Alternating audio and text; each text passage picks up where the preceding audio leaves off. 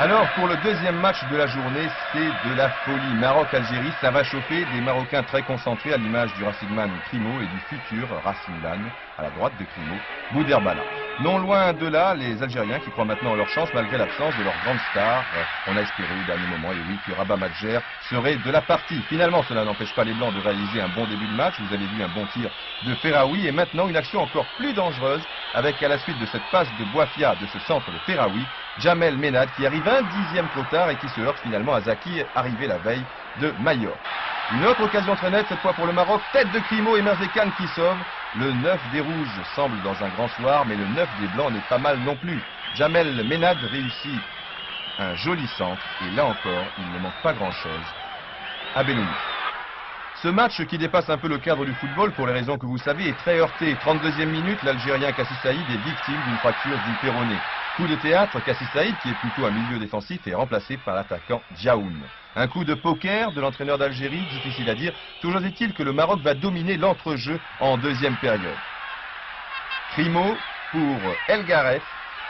Il réussit à bien redresser le ballon, tête de Bouderbala, but d'El Adaoui, 1-0 à la 52e minute dans un stade survolté.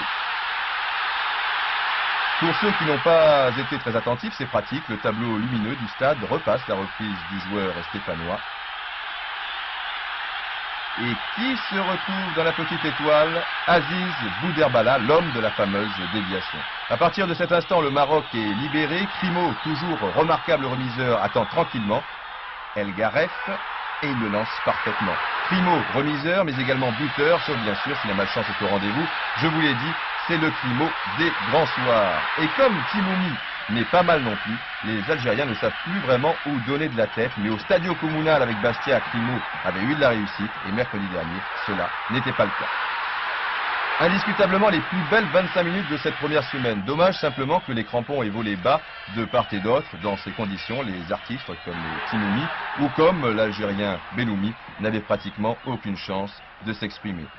Je vous ai dit que les crampons volent bas, c'est une erreur. En fait, ils volent haut, très haut, à l'image de cet attentat de Tidjani sur Belloumi. Carton jaune seulement pour le Marocain, alors que le rouge était 100 fois mérité. Si les arbitres ne prennent pas les choses en main, il n'y aura plus beaucoup d'artistes en l'an 2000.